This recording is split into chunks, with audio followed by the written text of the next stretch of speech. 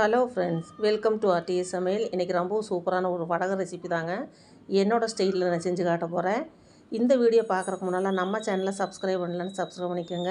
அப்படியே பக்கத்தில் இருக்க பெல் ஐக்கானை கிளிக் பண்ணிங்க. அப்போ தான் நான் போடக்கூடிய வீடியோவில் வரும். இப்போ வாங்க இது எப்படி செய்யணும்னு பார்க்கலாம். இந்த வடகத்துக்காக நான் இன்றைக்கி கூழ் எதுவும் காய்ச்ச போகிறதில்ல. சாதம் நம்ம வேக வச்சுக்கலாம். அது ரேஷன் அரிசியாக இருந்தாலும் சரி, பச்சரிசியாக இருந்தாலும் சரி, ரொம்ப அருமையாக இருக்கும். வேக வச்சு எடுத்து வச்சுக்கலாம்.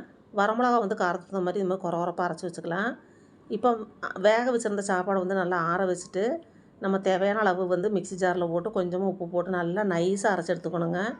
நல்லா நைஸாக இருக்கணும், தருதருன்னு இருக்கக்கூடாது. நைஸாக அரைச்சி எடுத்துக்கலாம்.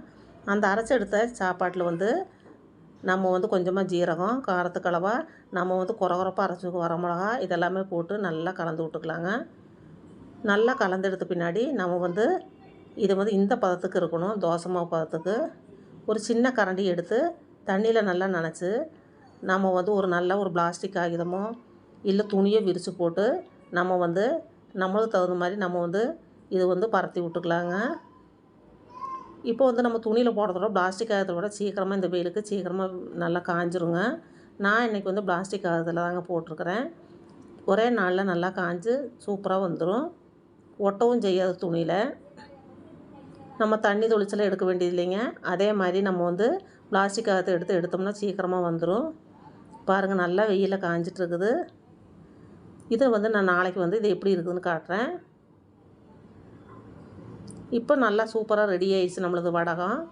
இப்போ நான் எண்ணெயில் பொரித்து காட்ட போகிறேங்க. பாருங்கள் எவ்வளோ சூப்பராக ரொம்ப அருமையாக ரெடி ஆகி நல்லா பொரிஞ்சு வந்துருச்சுங்க. பாருங்கள் எப்படி இருக்குதுன்னு.